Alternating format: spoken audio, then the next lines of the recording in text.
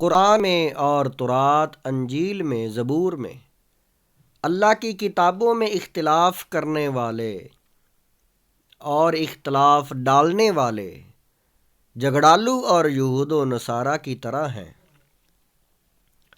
اللہ تعالیٰ نے سورۃ بقرہ آیت نمبر 176 میں فرمایا، ذالک بأن اللہ نزل الکتاب بالحق وَإِنَّ الَّذِينَ اخْتَلَفُوا فِي الْكِتَابِ لَفِي شِقَاقٍ بَعِيدٍ۔ یہ اس لیے کہ اللہ نے کتاب حق کے ساتھ اتاری، اور بے شک جو لوگ کتاب میں اختلاف ڈالنے لگے وہ ضرور پرلے سرے کے جھگڑالو ہیں۔ تفسیر صراط الجنان۔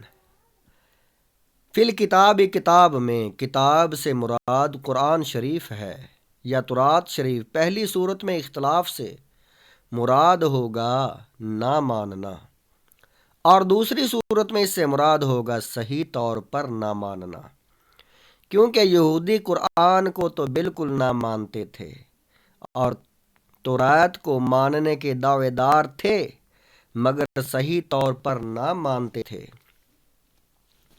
ورنہ حضور اکرم صلی اللہ تعالی علیہ وآلہ وسلم پر ایمان لے آتے۔ ایک قول یہ ہے کہ یہ آیت مشرکین کے حق میں نازل ہوئی۔